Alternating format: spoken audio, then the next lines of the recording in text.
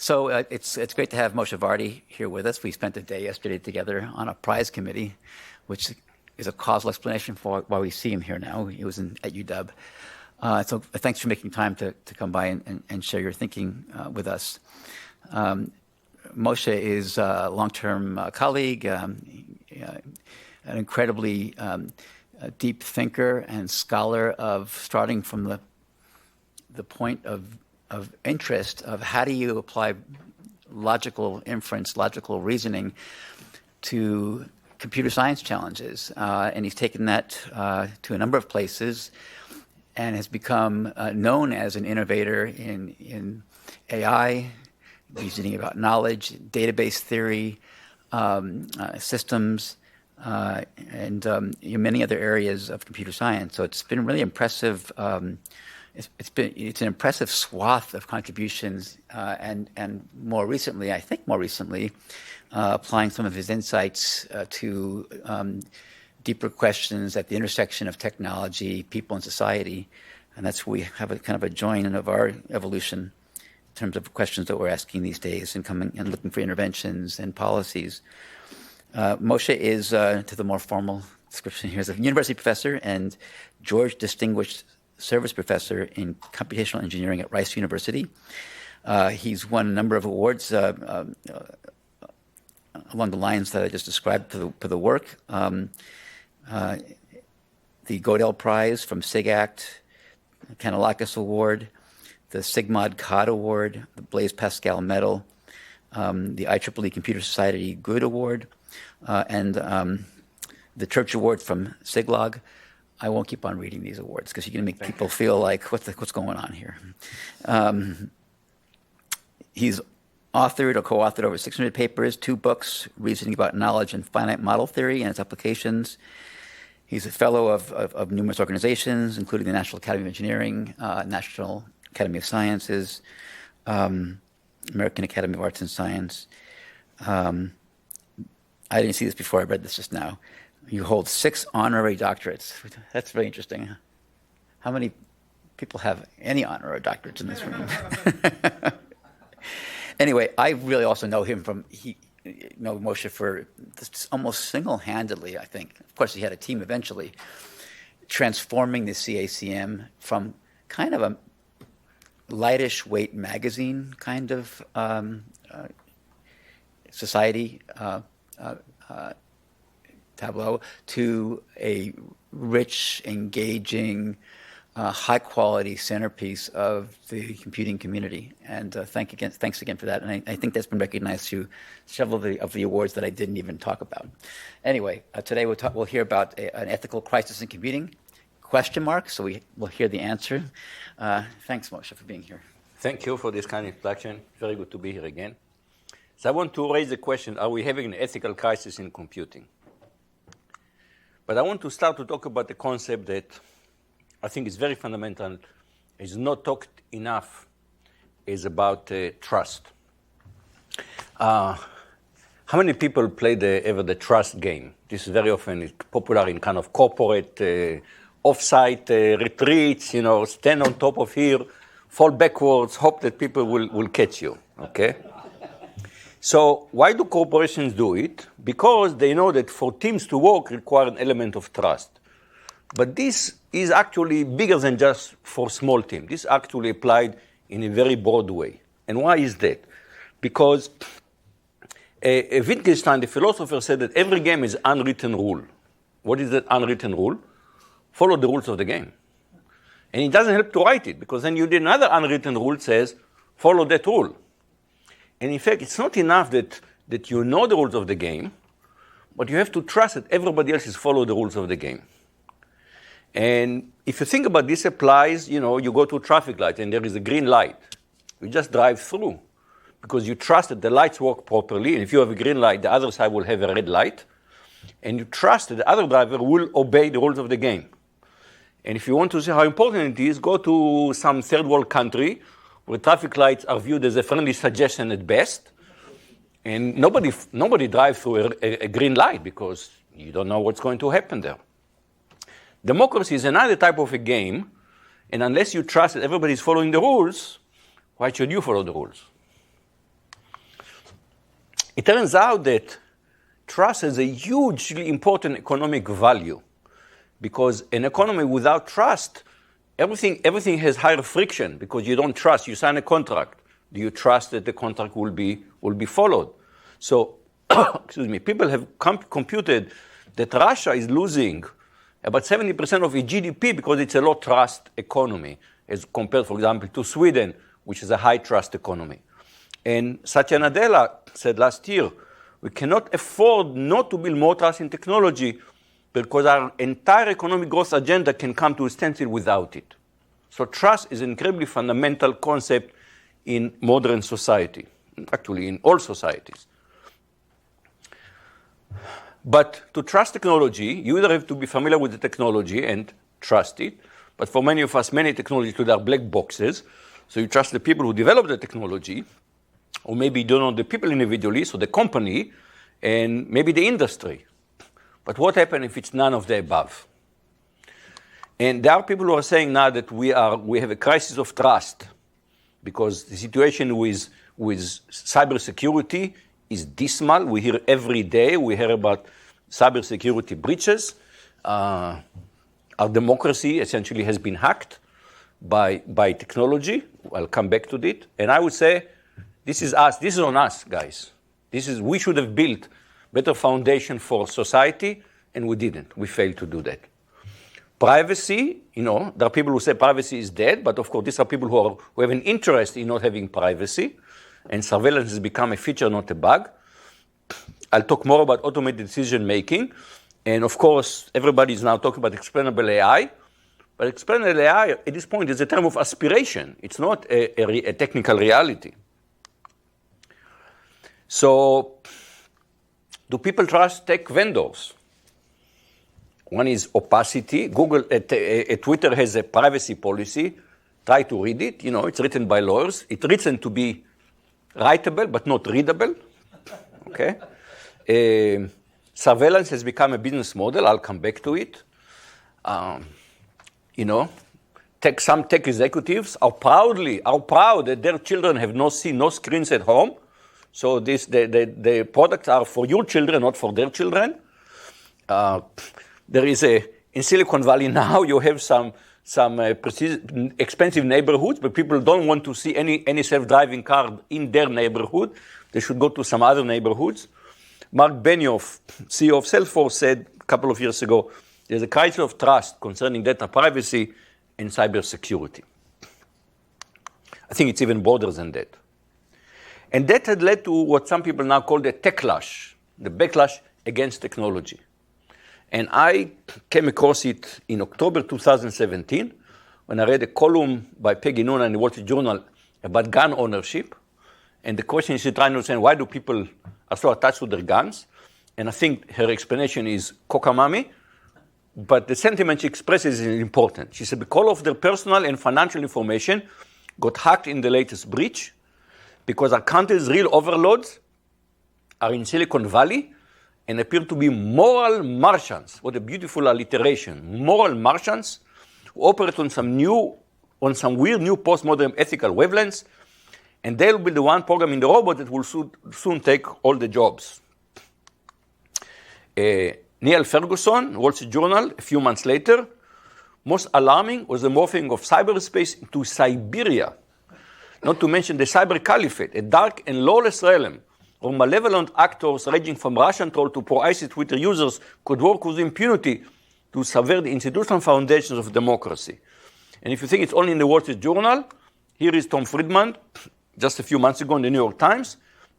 And finally, there is the internet barons who for too long ignored the weaponization of social media, which is turning our free press into a house of mirrors where citizens can no longer cognitively discern fact from fiction and make informed decisions, informed judgment essential for democracy.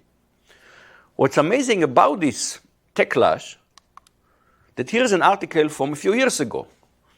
Can Silicon Valley save the world? What is the date on that? 2014, okay? June 24, 2013. So we went in about 4 years from saving the world to destroying the world. What happened? And I don't know how many of you have heard, Jennifer Chase just moved to Berkeley, and she just described they have now a $253 million gift to build a data science division. Every university has some data science initiative, but at the same time, there have been a stream of books and articles describing the danger of the new data science, starting with a book in 2017, Weapons of Math Destruction, how big data increases inequality and threaten democracy. And there are more and more books like that. And I'll take one example of machine learning and the justice system. So in April 2017, John G. Roberts, the Chief Justice of the United States, is visiting RPI. And he's having a fireside chat with Shirley Jackson, the president. And she asked him, can you foresee a day when smart machines driven artificial intelligence says will assist with courtroom fact-finding or more controversially even judicial decision-making? And he says it's a day that's here, and it's putting a significant strain on how the judiciary goes about doing things. New York Times recently wrote an algorithm that grants freedom or takes it away. And so it turns out that machine learning is more and more being deployed in our justice system for decisions about bail, sentencing, parole, separating children from families, and so on and so forth. And these are all decisions that are very, very difficult for humans to make. And they have profound implications on people's life. So judges are very happy to delegate this decision to automated decision systems. And you have a company called Northpoint, and they have a beautiful website, but advancing justice and embracing community. Who can say no to that?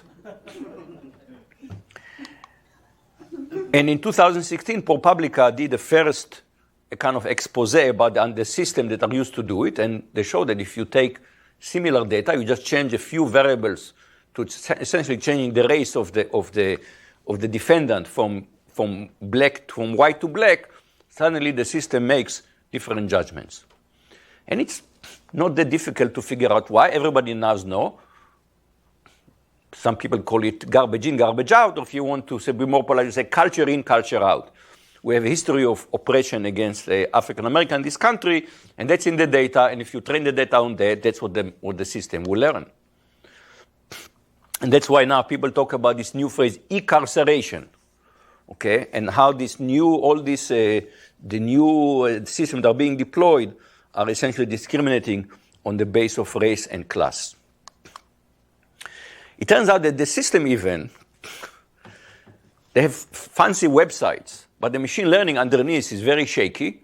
For example, 2 years ago, there's an audit of Compass, the system by Northpoint. System that claimed to learn 137 attributes and use the learning based on that. Turns out that in reality, it's a linear regression over just two variables. And any person with common sense will make similar decisions. So there is no fancy machine learning there. And even the machine learning itself has come under a lot of criticism. For example, for lack of reproducibility. There's an article in Science 2 years ago. I'm sure you have heard about the alchemy of machine learning.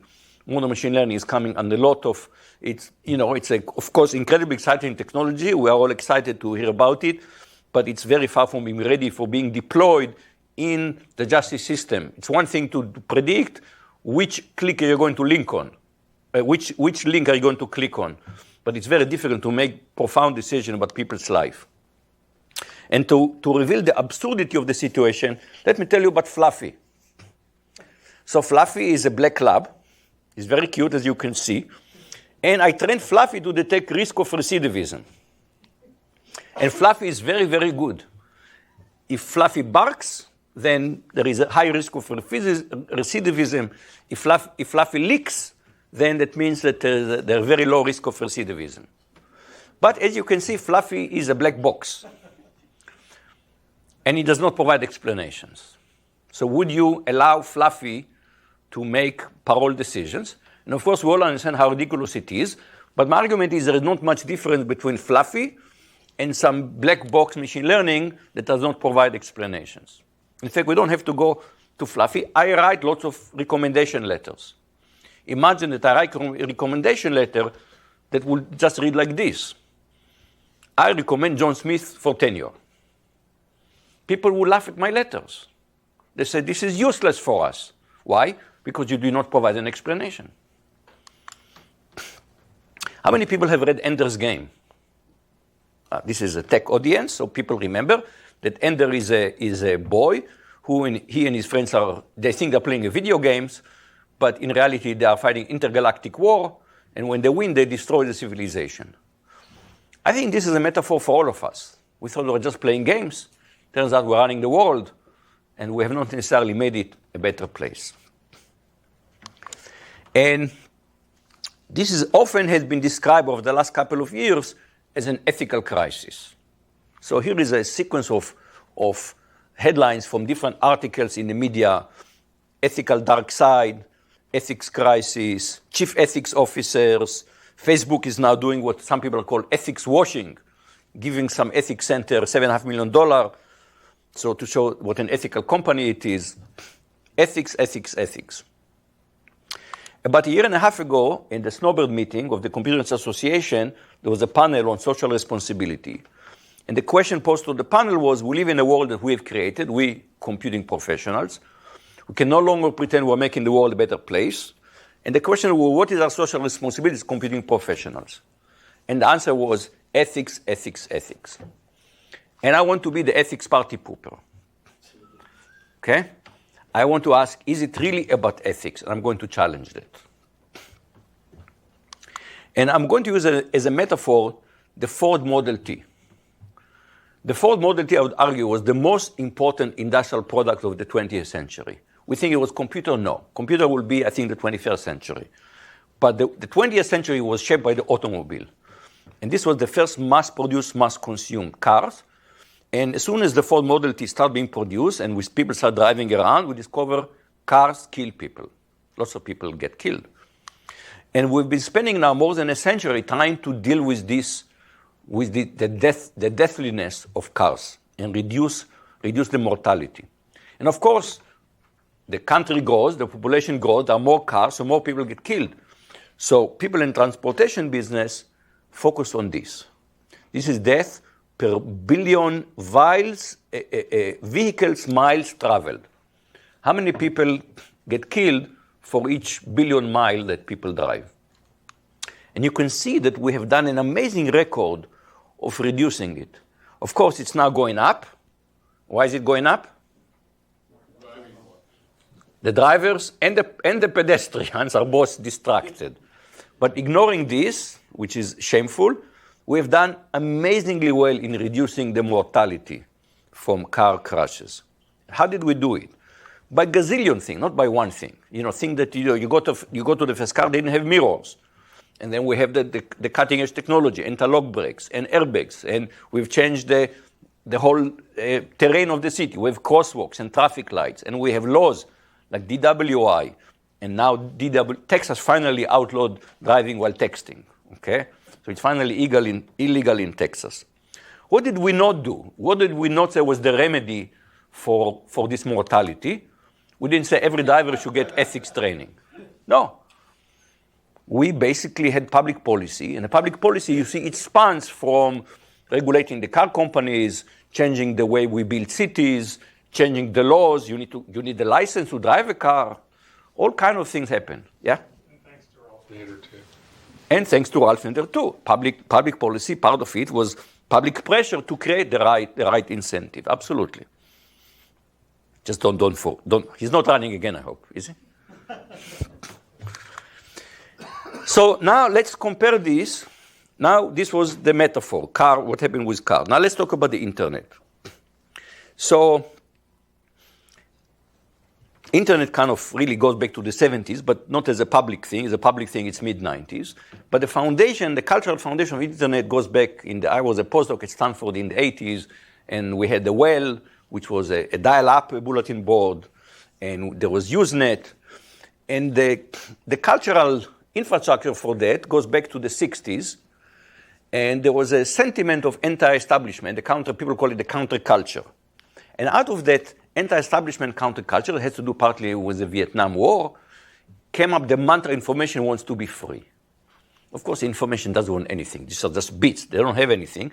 But the sentiment was their information wants to be free.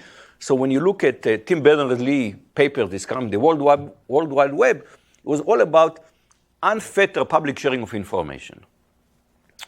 And in the first, really the beginning, it was just exhilarating. All this information was there at your fingertips. But then you couldn't find anything. There was just way too much information. So we had the problem with how do we find information? And the first solution was, well, library have a catalog, so let's catalog the internet. And that was what Yahoo tried to do, have a catalog for the internet. That didn't scale. We discovered that doesn't scale. So a new idea came, search engines. And at first it was search engines like Alta Vista, but they were actually pretty bad. And then Google came up with really the first very, very good search engines. And it was like, I remember when you put it, you use Google, and it was like magic. The first few links were just the right links. It was really magic. It's not as good today, but it was amazingly good at the beginning. And of course, Google faced immediately the challenge, information wants to be free. You cannot charge for information. How do you make money? And they had a model, which was the media, newspapers and radio and TV, and said, we'll use advertisings. But there's a problem. On TV, you have captive audience. On newspaper, you use real estate, page to put it. On the screen, people hate if you had big banners. You remember the banner ages? People hated banners. And so there was a problem. People don't click. So they had another idea, and the idea was, again, another brilliant idea, and it was micro-targeted advertising. So the advertisement that you see on your page are different than the one I see. Everybody sees something different. But to that, you have to gather personal data, so you can't do advertising to people. And how much data is being gathered? The answer is we don't really know. These are well-kept secrets. Once in a while, somebody leaks. There was somebody leaked last year that Google has a deal with MasterCard, where all the data from your offline purchases, they also get it. So they have a very deep profile on you. And so this led to become known as surveillance capitalism, that is described as if you're not paying for it, you're the product. So this is the situation that has emerged, and of course, when Facebook came, they used exactly the same model. Google paved the way, and Facebook just followed with the same idea of surveillance capitalism. How well has it worked for Google? Very well, thank you very much. Okay? I mean, this is absolutely amazing. This was, business-wise, this was one of the most brilliant business ideas. If you look at the stream of revenues over less than 20 years. Unbelievable. So this has worked so well. So let's imagine now that we're inviting Sergey Brin and Larry Page to an ethics boot camp. And we teach them the theory of justice and roles and Hume and all of this stuff. Do we expect them to go back to Mountain View and say, guys, it was all a big mistake? Now, however, is the issue here, here's what I wrote about a year ago. I wrote, if society finds the surveillance business model offensive, then the remedy is public policy rather than ethic outrage. Google is running a perfectly legal business. We shouldn't be outraged at what they're doing. If we don't like the rules, it's up to us to change the rules of the game. We shouldn't say, oh, you're bad guys because you found a loophole in the rules. Now, I want to explain the issue is not just that we don't have privacy here. The issue is people say, yes, but it's a deal I'm willing to pay because I get all these free things from Google. And I think this is complete illusion because we saw that Google makes more than $100 billion. Where does the money come from? You said, no, not from us. It's from advertisers. Really? Where do you think the advertisers get the money? For them, it's just the cost of doing business. Everything is folded back into the price of the product that you buy. We pay this for this. All this money comes from us, but in an indirect way. So basically, there is now some kind of a consumption tax on the economy, on everything because of advertising. It always goes back to a very small number. Google, Facebook, number of big online advertising is very small, and but it's done in a completely opaque way, and as a result, people feel that their privacy is gone. Now, again, the argument is people know this and are willing to give their data in exchange for these free services. it turns out that what we know, it doesn't mean that the people know it in general. And people like Pew have done a survey. It turned out that 74% of US Facebook users do not know that Facebook has a very detailed profile on them. In fact, this profile, you can, by click, you can find it. But you have to be quite sophisticated to find it, and very few people know about it. And when people see the profile, they're uncomfortable, and very often they disagree with the profile. So just to tell you, Facebook profile of me is extremely liberal. My own self-image is, I'm a centrist. Now I'm confused, who is right? I don't know who is right anymore. And again, the opacity is important. There are lots of people who use Gmail. How many people have read the terms of services of Gmail?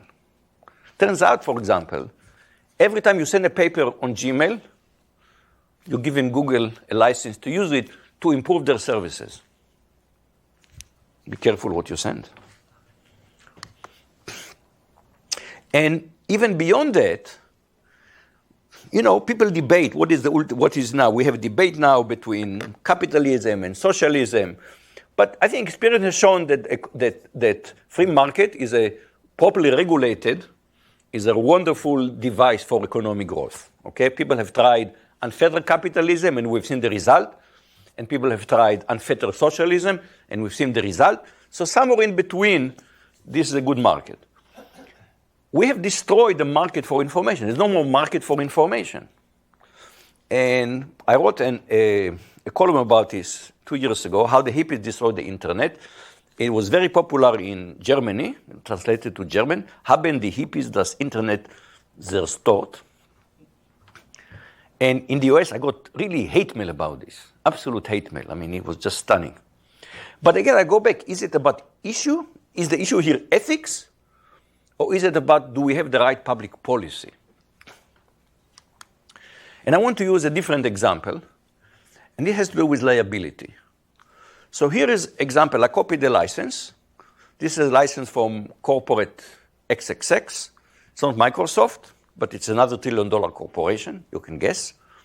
And it says, to the extent not prohibited by applicable law, in no event shall XX be liable for any personal injury, due to inability to use this software or whatever. So generally, this is the prevailing, this is not just to pick up on corporation XXX, this is the prevailing standard in the software industry. Use it at your own risk. We are not really responsible for the product we are selling you. Go back. Notice the first line. Right, not applicable by applicable law. And are not applicable. It's an interesting statement there. Absolutely, yes. Very carefully written by lawyers, right? Now let's compare it to the concept of called strict liability. If I buy a car and the tire explodes, and there's an accident, and I was hurt by this accident, the tire manufacturer has strict liability. And this is generally part of what's called product liability law. And this is a development of what we call common law.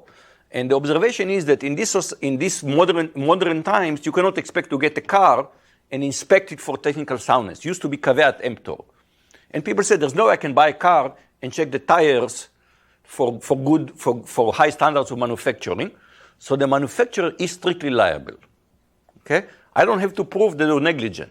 If they're negligent, they have higher liability. So there are degrees of liability, and it goes all the way to criminal negligence. But in general, they're strictly liable. And this goes all the way back to 4,000 years ago, the laws of Hammurabi. You want to see strict liability? Here is strict liability for you. If a builder has built a house for a man and has not made his work sound, and a house which he has built has fallen down, and so caused the death of the householder, that builder shall be put to death. This is strict liability. Okay?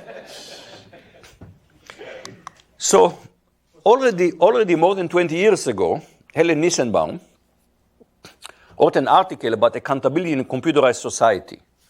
And actually what she warned about is the lack of accountability. Because if you say if there's no liability, there's no accountability.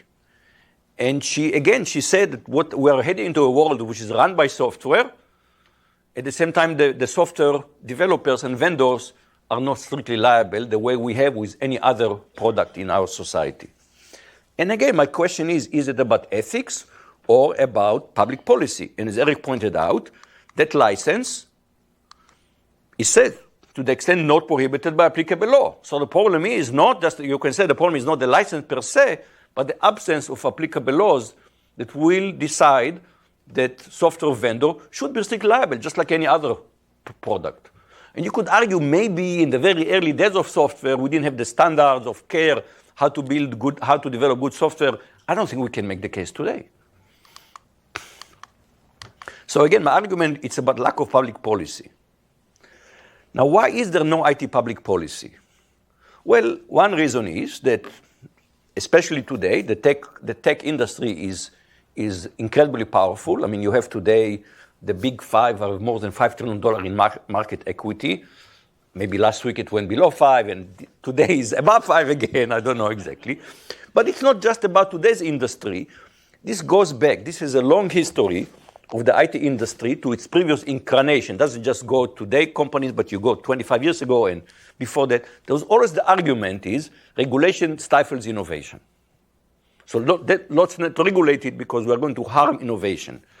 Like Elon Musk 2 years ago tweeted something, and the SEC accused him of trying to manipulate the stock price by using Twitter. And Wired Magazine immediately jumped and said the case against Elon Musk will chill innovation. So let's ignore security regulation. Innovation is the most important thing. And this goes beyond just the industry. My point here is not to dump on the industry, but there is a whole ecosystem that I think where this comes from. So John Perry Barlow was one of the founders of the Electronic Frontier Foundation, and he just died a couple of years ago.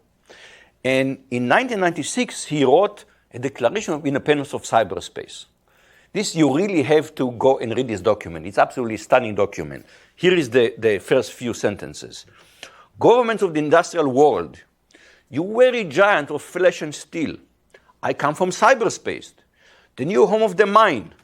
On behalf of the future, I ask you of the past to leave us alone. This was the attitude. It's not just the industry. It was the attitude. This is somehow, we're in some utopian thing. We are in the home of the mind. Leave us alone with your steel and iron and flesh regulations. You have to note that John Perry Barlow was also a Grateful Dead lyricist. Okay. It shows. It shows. And some of the philosophy was that what happened in cyberspace stays in cyberspace, which of course we know it's not the case.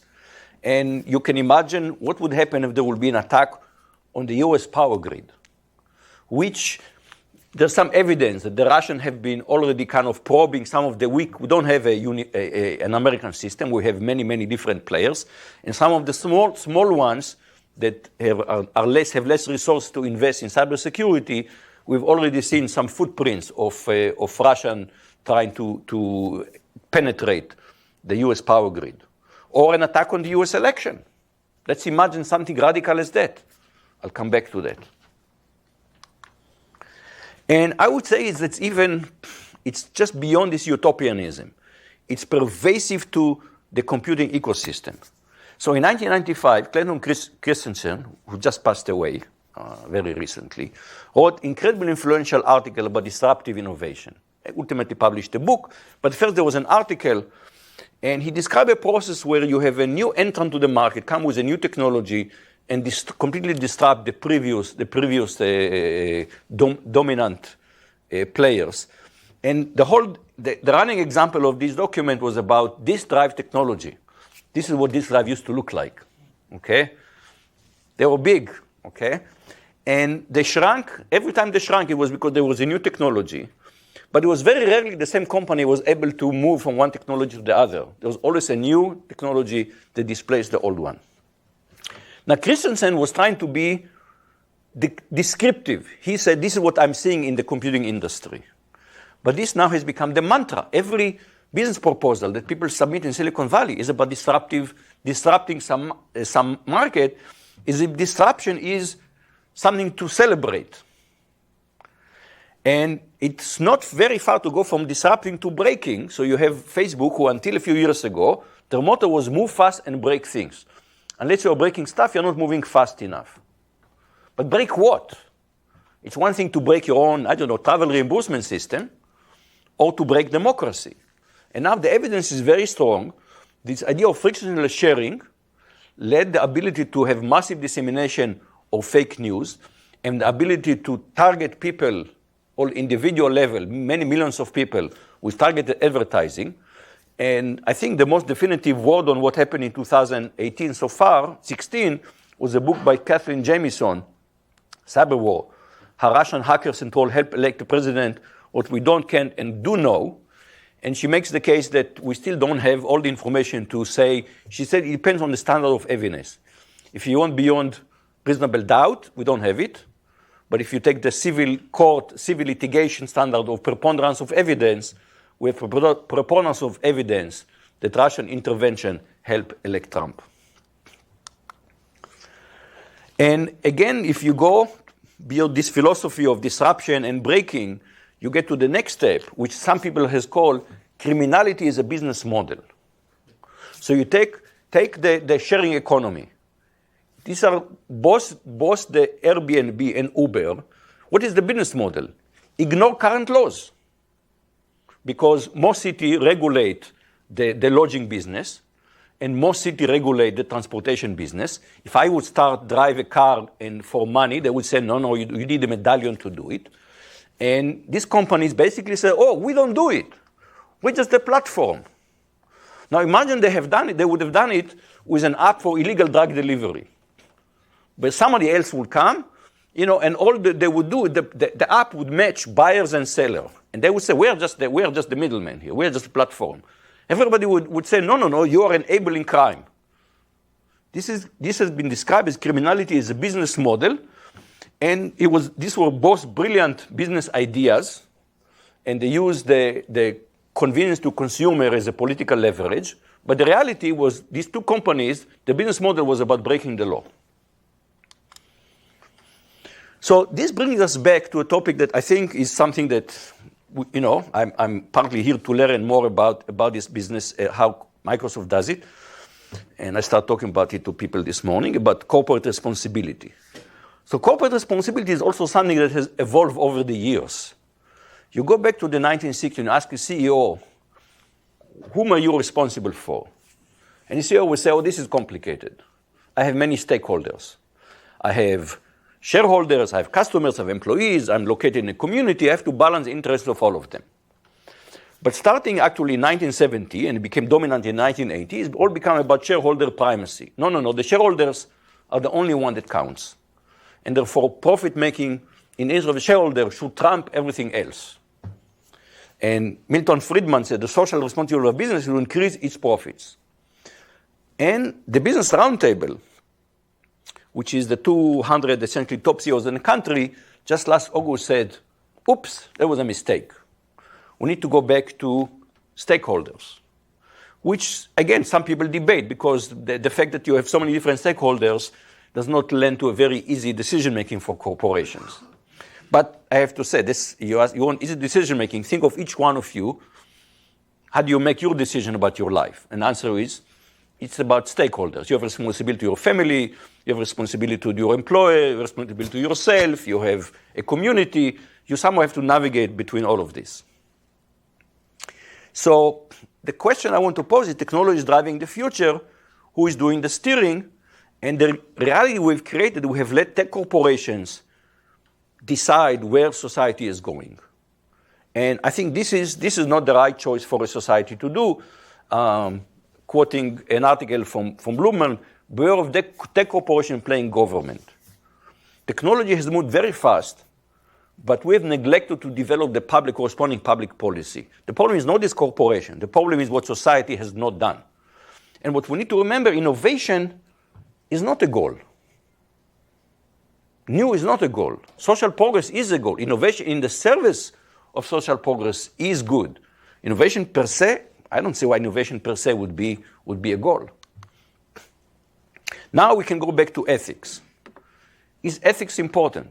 Of course ethics is important. I'm not here to tell you should behave unethically. I I introduced last spring at Rice, we're now teaching it for the third semester, a course on computing ethics and society.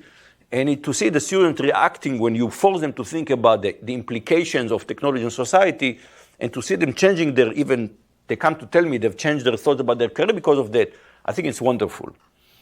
Chief Justice Earl Warren put it very beautifully. In civilized life, the law floats in a sea of ethics. Ethics determine what kind of public policy do we want to have. And we need, it's a delicate balance. What is the nice line? We decided that the drinking alcohol is a bad thing. And it's so bad that we turned into public policy instead of just individual decision making. That was a disaster. We've done the same with the drug war, another disaster. So something we say, no, we should not necessarily legislate it. We should leave it to individual decision making. But ethics is about individual responsibility. Public policy is about societal responsibility. And we create institutions to enforce public policy. We have the justice system, for example. We don't have in society, if you're unethical, I may not friend you. But there are no sanctions for unethical behavior unless you violate the law. And it's become very clear now that this is changing. Regulation is coming. It started to come from the media. And then in 2019, Tim Cook spoke about we need some regulation about data. And he was talking in particular about the data brokers, because what unbeknownst to us, it's not just our data and companies like Google and Facebook, but there's a whole army of different data brokers who are buying and selling information. This is all completely opaque. So apparently you can go now, and there are about 135, I think, data brokers, and you can go one by one and ask them to delete your data. But all is require complex navigation between 135 websites. It's not clear they delete anything if you tell them to delete.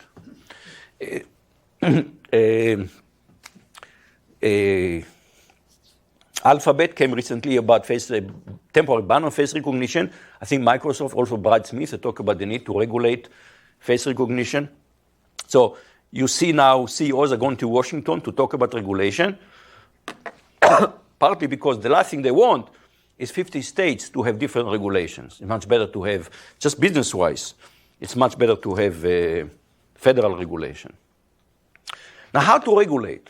This is difficult. It's not as if this is an easy solution. This is a hard solution, because doing smart regulation is very, very difficult. For example, it requires good governance. It's well known that once you put regulation, you create more opening for corruption. For example, there is so-called regulatory capture, which who are going to be the regulator? You need people who are experts. Who are the experts? People from industry. So you end up having people rotating between regulators and industry. So you have to try to address that. You find different philosophy about regulation between the US and Europe. Clearly, some technology would require international treaties. Again, Microsoft, I think, has called for some international treaties on technology. And of course, the elephant in the room is big tech too big. I mean, basically, since the Microsoft trial, there has been very little antitrust action against technology. We do know that one reason that Microsoft was able to prosper, because IBM, where I used to work, was under consent decree. And one reason that Google was able to grow is because Microsoft was under restriction that came out from the Microsoft trial. But after the Microsoft trial that did not end up for the government, we've done no serious antitrust action. And there are people who question whether we should have let Google buy YouTube or let Facebook buy WhatsApp and Instagram and become too dominant in these categories. So I'm making here just to show that we need to start thinking hard about regulation. I'm making just a few examples here. So there are all these terms of services that are unreadable, but there is a solution to this unreadability. How many people are familiar with the Creative Commons? I'm sure what you have read was what's called the simple language description. There is a legal document in the background. I believe that no one here, unless you are specialized in copyright law, have read the actual document. You've read the simple language description. In fact, in security investment, whenever you buy a mutual fund, by law, they have to provide a simple language description of what is the investment philosophy of this. So this, to me, a no-brainer that every license should have a simple language description of the main terms of the license. The fact that the Chief Justice of the Supreme Court of the United States says, oh, this is happening. Oh, my goodness, what can we do about it? The Chief Justice, the Supreme Court is the chief regulators of the federal court system. They have the power to put in place rules, for example, that says that every automated decision system should be audited for transparency, explainability, and lack of bias. It's up to him. He is the chief regulator. For him to sit and says, woe unto me, it shows, I don't know exactly what to describe it, but people have been thinking on how to regulate automated decision making. And the fact that Compass is able to sell this system with no regulation, no requirements for audit, I think that's just a scandal. When Yahoo was sold to Southwestern, to what is AT&T now, they disclosed that a year and a half before that, they had the breach, and billion users' data was uncovered.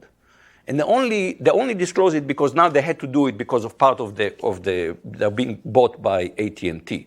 So to me, it's again no-brainer that corporation will have to disclose data breaches much faster. So I love the services I'm getting from these free services I'm getting, but I don't like the advertising. I don't like the surveillance. I'm willing to pay for them. The fact that there's no market, I can't pay to use these services. And the only way to pay them is with my data. To me, I want the option of having to pay, and then we will see. I mean, some people argue that the rich people will have no surveillance, and the poor people will have surveillance. But at least we'll have a market to determine what is the real value. If Google wants to me, $10,000 a year, I'm not going to pay it, okay? $100 a year, yeah, I'll pay it, okay? So we'll have some discovery of real value of these services. We can go back, I'm kind of in closing, I want to comment, we can go back to our early, the very beginning of our discipline. So very people think of Leibniz as one of the very first kind of computing professionals, so to speak, because he built calculator, he invented binary notation, and he talked about this calculus ratiocinator, a reasoning calculus. And what was the goal?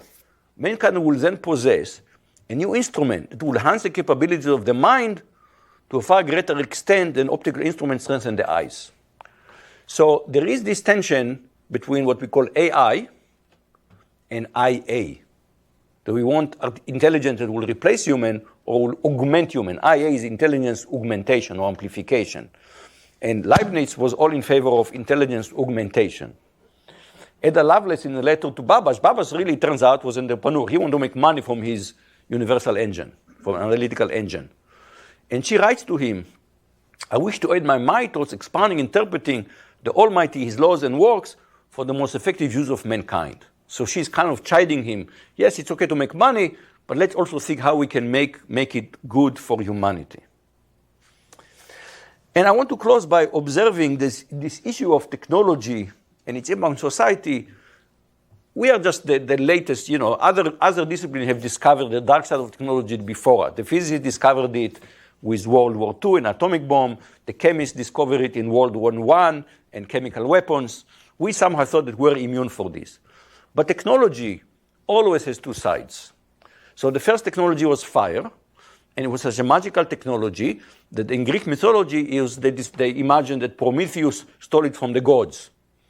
And Prometheus paid a personal penalty for that. Every day, an eagle comes and eat his liver, and then the liver goes again overnight, and the next day he gets his liver eaten again and again and again. So this is the personal punishment.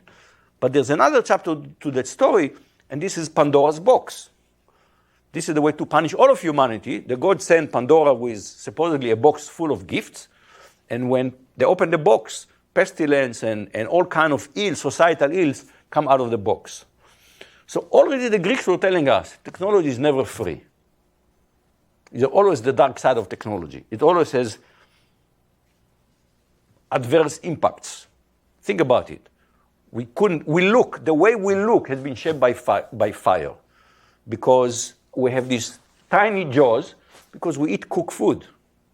Fire still kills people. We still today struggle with the adverse impact of fire. This is from the fire in California.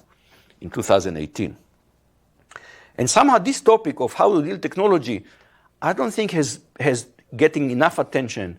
So we launched at RISE a new initiative, we call it Technology, Culture, and Society. It's an interdisciplinary initiative where we're going to try to study of this interplay between technology, culture, and society. How does technology impact society? And how should society respond and mitigate? I'm not advocating, let's go back to the caves. We can go back to the caves. But how do we live well with technology? And right now, it's not clear we're living well with technology. And I want to finish with a slogan that I stole from BMW. So BMW was the ultimate driving machine. And now they have to deal with automated vehicles, etc. So the new slogan is, don't be driven by technology, drive it. I think that's a good slogan for all of us. Thank you very much.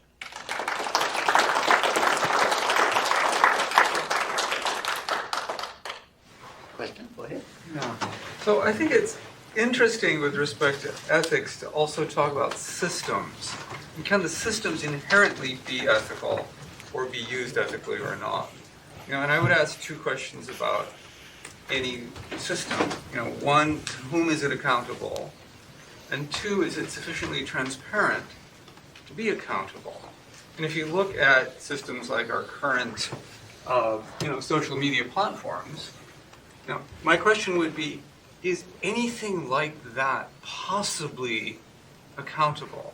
In other words, is it possible for it to be sufficiently transparent that any kind of organizational structure, that it could be accountable to any kind of organizational structure, any kind of regulation? So, I have to say, when first of all, when people talk about ethical AI, I'm a little skeptical that we can build ethical AI. First of all, let's build correct systems, reliable systems. Before we don't even know, as you know, it's still a struggle to do that. So we're going to make them also ethical. Suddenly the philosophers are rolling their eyes because there was something called the trolley experiments that was kind of an obscure thought experiment. And many philosophers dismiss it over the time as just a thought experiment, don't take it seriously. Nobody really makes decisions like this in real life. And suddenly you hear, I don't know how many articles have been given, how the automated vehicles are going to make this kind of trolley experiment kind of decisions. Anybody watch the series The Good Place? You have to watch the trolley experiment episode. It's such a fantastic episode. I don't want to ruin it. You have to look for it. If you have not seen it, you have to watch it.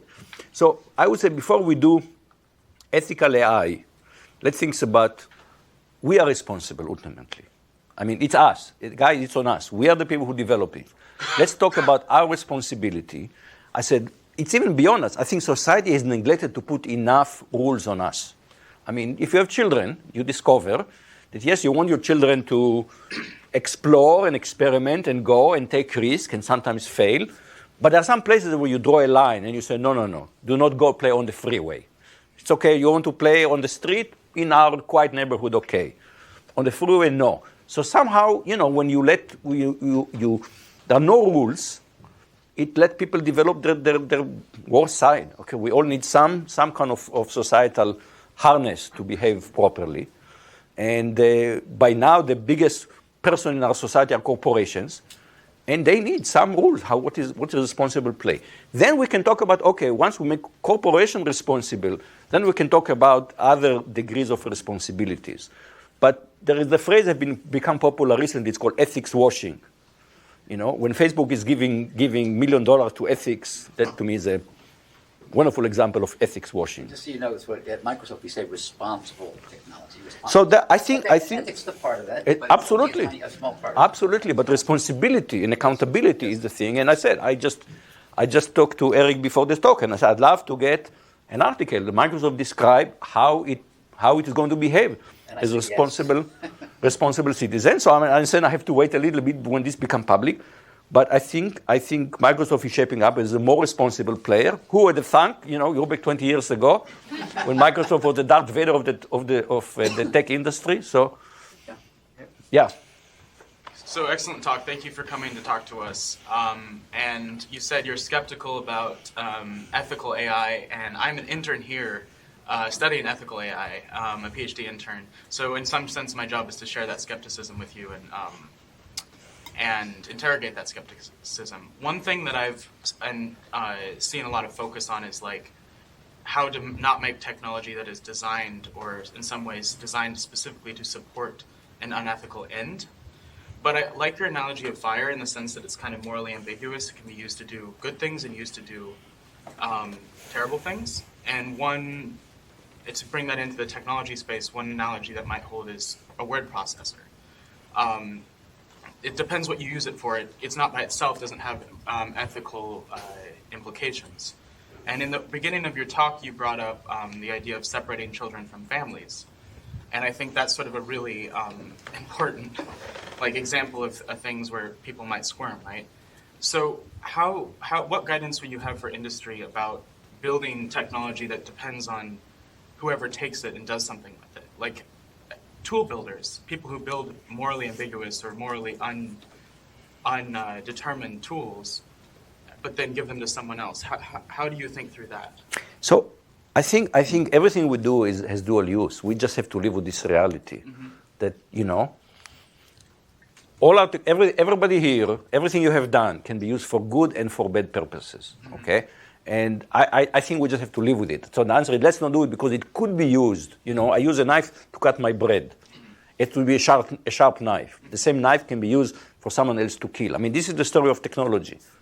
Okay, so I think there is interesting development. I don't know how many here people read the news last week about the new review model for NeuroIPS. So NeuroIPS now says that when you submit a paper to NeuroIPS, you have in the paper to describe possible adverse impacts. So one of the things that part of our naivety and youth as a discipline was, we think what we're doing is just good, end of story. What do we have to worry about it? And now we kind of say, well, it can be used for good or evil. Let's think about it early. Let's start to think, okay, I'm about to release a new model checker. Okay, let's think about what can go wrong. Now, I said I look at some of the things I've done, and of course, you can use model checker to verify some horrible program, right? And it's not clear to me because of that we should not release it. The answer would depend on software. We're not software reliable. Let's develop tools for reliability. But especially, I think, in the era of machine learning, I always say, I don't understand why NeuroIPS still has program committee. They should just train a big model and use a big DNN to make all accept or reject decisions. And of course, they'll say, no. Why not? If it's okay to decide on separating children from families, this is a much less profound decision, accepting papers. It's called eat your own dog food, right?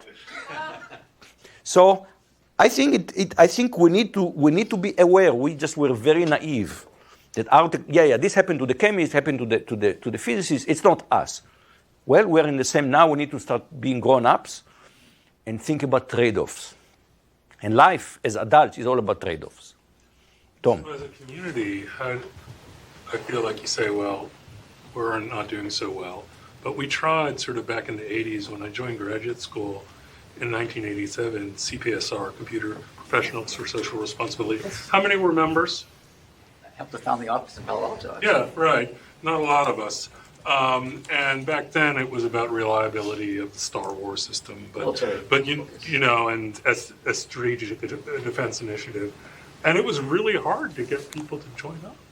I mean, and the set of issues that CPSR looked at was not just reliability; it expanded to community, workplace, and all that. And you know, it closed down in 2013, right when.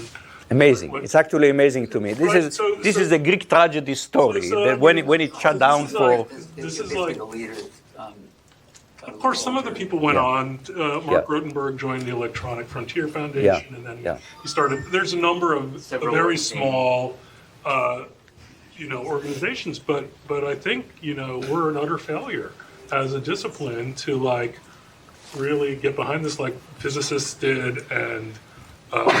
How do you feel? I just remember putting all this energy into it, and it was just like. So here is interesting. So again, if you look again at the hard sciences, they have concerned scientists, the Bulletin of Atomic Scientists. They have this social conscience now for years. We have somehow failed to do that. Okay, CPSR was the one glaring example. So I've recently done a study of what is ACM purpose. Yes. Oh, yes. Oh, right. Okay, so you go back all the way to the founding. Right. Well, actually, 1947. Okay, people said, well, it's just to do computing. This is the purpose. Right. Then there is the Constitution that was written, revised last time in 1998, and it says to do computing. I think now we can say, wait a minute, computing is not an end, it's means. Means for what? You know what is the IEEE tagline? Technology for humanity. Now, of course, a tagline is just one thing. You have to go and ask yourself, what does it translate to? But it's a beginning. At least you say, what is the purpose? So I think for ACM, just to say it's about computing as a science and profession, it is self-serving. And it's time for us to be less self-serving. So Rajit at the back. So Come closer so we can hear you. So I think that there are two parts I understand, and some parts are a bit hazy, particularly the last exchange. One part I understand is the need to perhaps more rigorously enforce antitrust, which has nothing to do with technology per se, but with the expansion of the big company. That's a clear bucket, actionable. There's a second bucket, clear, actionable, hard, which is about for every individual or an entity's release of their information, that is their information, my private information, my activities, etc. So I see those two as clear buckets where there is action item, by the society/government, which can be enforced. I see that clarity. I also agree with the initial comment you made, although the last discussion about this humanity is confusing, which is anything that you discover will be used for dual purposes. People forget about the most interesting one, which is, integrated circuits. When Shockley and Burdin passed the current in Bell Labs, nobody would force it. It has been used to kill many people, has been done many things. So nobody thinks about the chip, which has far more power in post-World War II, which was used. So I get these three bullets from this talk. Is there any other message that you want to tell us? Because I think if I were to anticipate or asking Shockley to anticipate what would happen, he could not. Others figure out how to make integrated circuits. Nobody knew what happened at that point. There is a beautiful story that I've read, but when the physicists in Cavendish in Cambridge discovered the electron, they were very excited, discovered a new particle, and there was a party, and they had a toast to the electron, which will never be of any use to anyone. So no, we are not necessarily a scientist. We are not a scientist. Better are able to predict the outcome of our technology. But we should know by now what we should know is technology down the line will have consequences. And what we cannot say, so I'll give you an example. Somebody gives to Rice 2 years ago to give a talk about pico drones. Pico drones. What are pico drones? Pico drones are drones about the size of a bee. And this person gives a talk about the technological issues with pico drone, limited battery power, limited sensing ability, limited computing power. And I said, then, I found this idea of these bees flying around me, which are drones, really scary in terms of surveillance capability and actually really assassination capability. Now, when a bee stings me, I'm going to die from it, right? Potentially. I said, have you thought about the possible adverse impact of this technology? He said, that's other people should think about it. And that to me is a moral stance. It is not acceptable anymore. Correct. But I think it's a personal choice. I'm just an engineer. Exactly. This is the line. I'm just an engineer. Yes. So I'm uncomfortable with how you... You need to speak up. I can hear you. I'm uncomfortable with Yes. your conclusion. Yes. Even though I'm comfortable with almost everything you said. Yeah. So first of all, to say just drive. To say? Drive. Yeah. It's not good enough. And this conversation is very strange to me because, as you say, Melvin Kranzberg, if you haven't read his laws, read them, send me an email and I'll send you the essay. When he retired, one of his first laws, technology is not good, it's not bad, but nor is it neutral. It will be some combination of the two. Right. And the second law is, invention is the mother of necessity, which, as a lover of language, I love the turnaround of that phrase. But basically it says, because it's not neutral, because it will have negative consequences and consequences to yours, you can't predict the future. accurately or completely. But clean up your own mess without throwing the baby out with the bathwater. Now, the problem is that there's this matter of scale that changes. And there's something called the order of magnitude rule. That anything that changes by an order of magnitude, exactly the same thing, is no longer the same thing, whether it be privacy or the rate of change. So if we look at this, history, even back in the Industrial Revolution, they made a distinction, people spoke about these things, between progress and evolution. And evolution is a technical and scientific process. Progress is an ethical question. And so if we're saying we're trying to change the world and stuff like that, and we're concerned with progress rather than technological innovation, then that is inherently an ethical question. Now, people don't have to be able to answer the question, what are the ethical implications of what we do? But we're not even aware that there is a question to be answered. And so the first step is how, when we're making every decision we make, as you say, is an ethical decision. The question is, are we doing it by just making that decision by omission or commission to the best of our abilities? And then putting the safeguards so we can hit Kranzberg's second rule. What exactly are you said you're uncomfortable with something I said. Can you clarify? I'm not sure I'm getting what you're uncomfortable with. I would say that there's an emphasis on technology without looking at saying that every technologist is actually not designing technology, they're designing culture and social structures, and that the technology is just a tool. And if I look at it, we need to take more responsibility for that.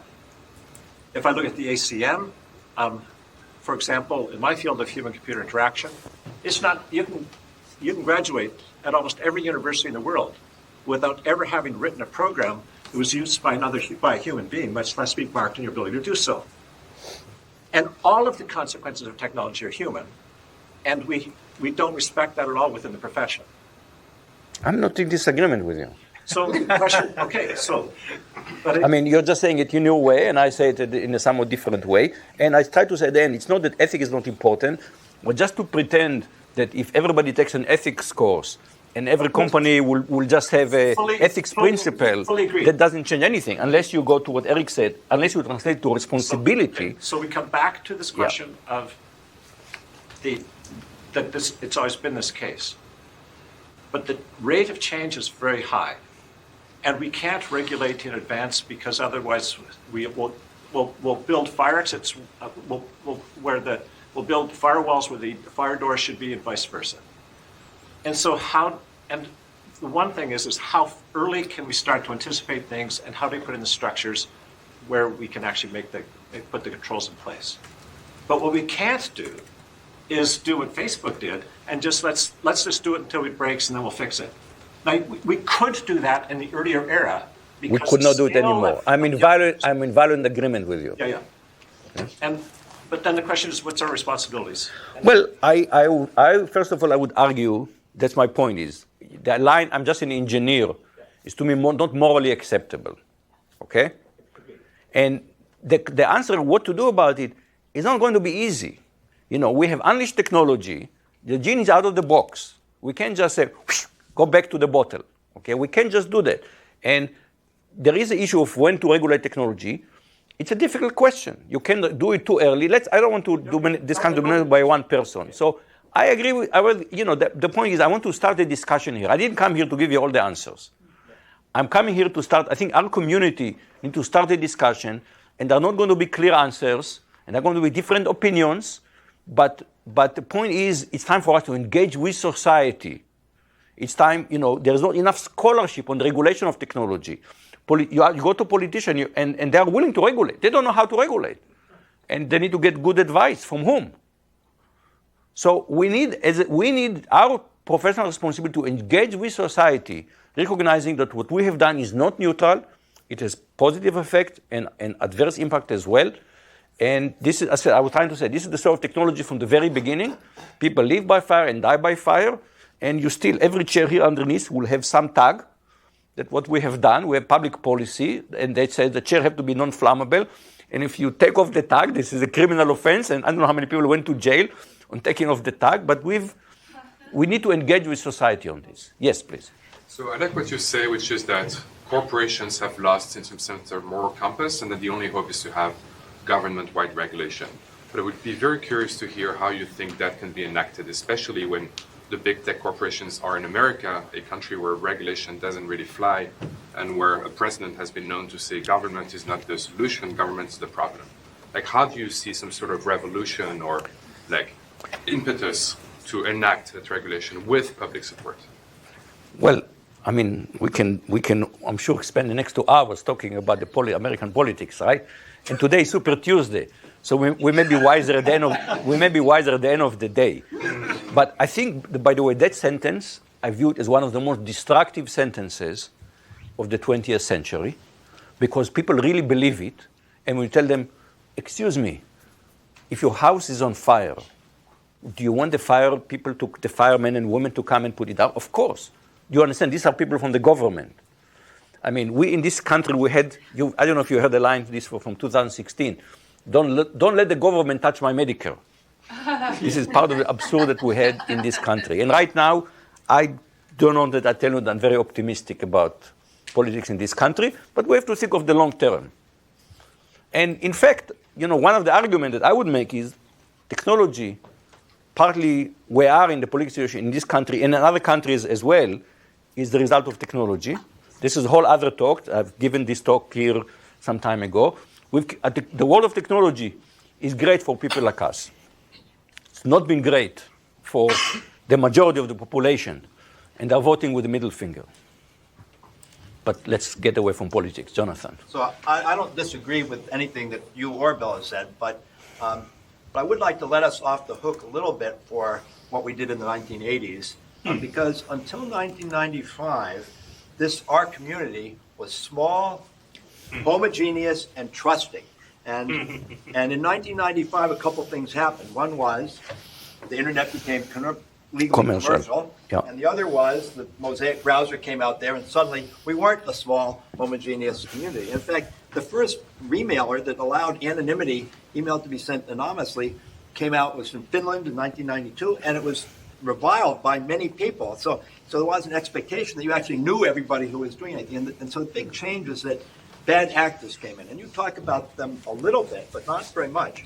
Your list of who we should trust or who we need to trust. Another one is other users was the other category. And I think, and also college, university students tend to be in a homogeneous, trusting environment, and so they tend to. So I think the point that we need to really emphasize that you do need to be thinking about unintended consequences is important, because we came from a context where that wasn't true. Students are in a context where that wasn't true, and it's also a fact that for companies, for people building something, whether it's a startup or anything else, if they are going to spend a lot of time thinking about unintended consequences, they're not going to make it to market as fast as they would like to, and so it's complex. And the last thing I want to do is just ask you one question, which I think you probably have the answer to, but I haven't found anybody who has given me a good one. So I'm hoping to get one here, which is what a burden, yeah. On the one hand, we want Facebook to respect our privacy as individuals if we want privacy. On the other hand, we want Facebook to identify Russian hackers who are doing everything they can to disguise their privacy. How is that even possible? So I'm happy to send you a little paper that I wrote actually with we have a Baker Institute for Public Policy at Rice, and I wrote with the director of that. Is a Facebook question. I think the Facebook question is a very, very challenging public policy question. So how many people know what is Section 230? So some people know. Section 230 is about 26 laws, I believe, of incredible importance for our community, and many people are completely unaware of it. This is the 1996 the Communication Act. Decency Act. Communications Decency Act. And Section 230 basically said that computing platform owners are not responsible for content placed by third parties. And that means that Facebook is not liable for content that I put on there, or you put on there, or the Russian hackers put on them. And this enabled the explosive growth of platforms. Now, Facebook could just say now, we're not responsible, the law says we're not responsible, so it's not our problem. Politically, it become untenable anymore. They can't just say we don't care anymore. Politically, that's the issue for them. So some people are now saying, let's revoke Section 230. 26 words. It's going to be very easy to do it. And some people, in fact, I used to think we just do away with it. Let's make them liable. The problem with this is going to be now that Facebook will control the speech of about 2.5 billion people. Wow, do you want? Mark Zuckerberg will have the power that Xi Jinping doesn't have. Control the speech of 2.5 billion people. And I think right now this is a big dilemma, and nobody really has a good solution to that. What do we do with Facebook? And the answer maybe have to do with antitrust. Maybe Facebook is just, first of all, let them, they must dispose of WhatsApp and Instagram, make them a little more smaller. Even that, they still are very large, control the speech of too many people. I think this issue of have too many very small players controlling today where the public speech is being made is a huge policy dilemma for us. I call it the Facebook dilemma. And how many people knows about the Popper paradoxes? What paradox? The Popper paradoxes. Karl Popper was a famous philosopher of science. And most people know about philosophy of science, and it says that science, for something to be scientific, has to be falsifiable. But Popper, later in his life, formulated the paradoxes. And I think he would be now smiling in his grave, because he says, too much speech leads to the curtailment of speech. Too much tolerance leads to the curtailment of tolerance, because do you tolerate intolerance? Too much democracy leads to the curtailment of democracy. And I think we are all, it's the issue of scaling. Who talk about? You talk about scaling. You guys talk about scaling. Look, we should have been, I tell you where we should have had, I should have seen the light. That was in the mid-90s. I was a huge fan of Usenet. You can post question, you got intelligent answer, you had the flaming wars. And then in the mid-90s, Usenet opened up, and overnight, there were too many people, and the quality of signal to noise, the signal to noise ratio went way down, and you stopped because it was not useful anymore. And we failed to understand the concept of human scaling. Even though our discipline is very much about scalability, when it comes to human scaling, we were just naive and ignorant and young and stupid. What can I say? And the point is, human scaling is, we have enabled human scaling in a way that was not there before. And, we didn't see the consequences. Now we understand them better. And now we need to think very hard about this. I don't have an easy answer what to do about Facebook. I think I'm happy to send you the little paper we wrote about it as a central policy dilemma. And maybe the answer is, you see what happened before. Suppose you were a Nazi and you want to publish a Nazi column. And you send it to the New York Times. New York Times will not publish it. You try many main newspaper, they will not. Eventually you will find some small town in some part of the United States, and some small town will publish your article, and about 50 people will read it. And so we had freedom of speech, but the echo, the amplitude was limited naturally, because there were so many different players. Now you put this article, and it starts sharing, and we have basically given radicals, however you want to call it, hateful speech. We've given them a megaphone they never had before. And how do we put the genie back in the bottle? I don't know. I mean, we should all think very hard about it. Okay, maybe we should try to have maybe one more questions. We have 5 more minutes, and then we wrap up. If you're getting exhausted, it's a moral decision for me to just handle this. Yeah, Phil. I want to let Phil ask a question. Yeah. We all make moral decisions in many ways not related to our work.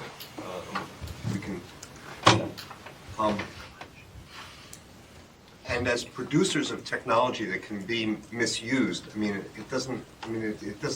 talk about the Popper's paradox, it probably doesn't make sense for everybody developing technology to spend a large fraction of their time thinking about this. But there are a couple of areas where we have a unique ability to help. And one is in explaining to the public, to the non-technical public, how things work, and alerting them to ways in which it can be misused, and spend serious time on it, which is different. And that's and we're in a unique position to do that.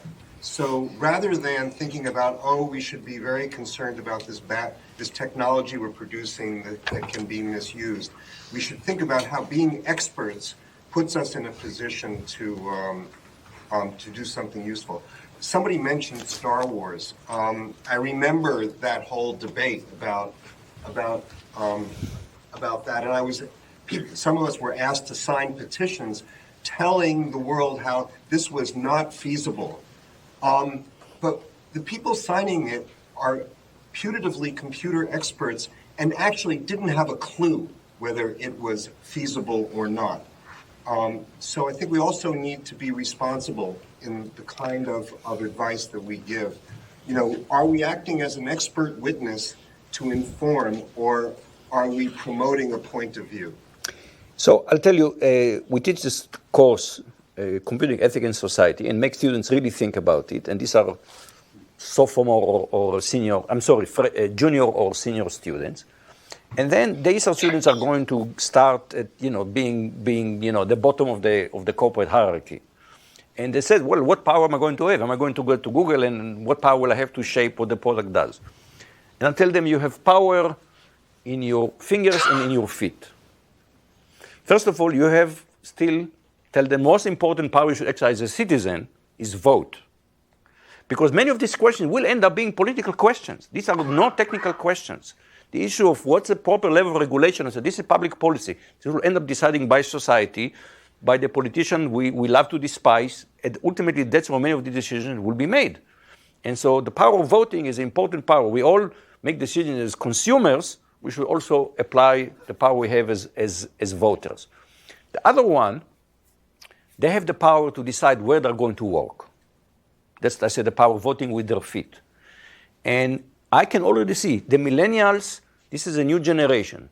They have much more social conscience than the previous generation. 5 years ago, Rice students, they came to Rice to study hard and party hard. Now, there are people who are promoting more tech at Rice, and the students are worried about gentrification. And not for themselves, they don't realize it also will impact them. But we have we have an area of town which is mostly of kind of poor neighborhoods, and the students are worried that gentrification will impact them adversely. This is a new phenomenon at Rice. I have never seen students putting posters and making demonstration. And we had an alum events, and we had a career mixer, and we let alums come and recruit for their companies. And we have some alums at Palantir. And the students had a petition. They wanted us to boycott Palantir. And we had to explain to them why it's inappropriate for us to decide who are the good alums and who are the bad alums, but they are free to make their own, to vote with their feet. So students are already telling me that they don't want to go to Facebook, not because they think of Facebook as an evil company, but there is a bit of an odor involving around Facebook. So some student says, I'll have many offers. Why do I have to go to Facebook? I think these issues, especially this coming generation, I think the corporate image is going to be incredibly important, and corporations that will have this negative image will have a harder time to recruit people. And there will be another way, in some sense, how the market will kind of regulate itself just through individual decisions. So we have power in many ways. We have the power as experts, which we need to exercise very, very carefully. We have power as citizens. But we also have, especially people in our industry, we have the power to decide, since, again, most of our community, people work in industry, we have the power to decide where do we want to work. And look for the turmoil that Google is already going to. I suspect that some of the turmoil in Google is what psychiatrists would call transference. People are uncomfortable with the business model of Google, but they can't protest that because this is Google's business model. So they're finding a way to protest all kind of other ethical issues instead of protesting the central issue, which is Google business model. Okay, let's call it a wrap.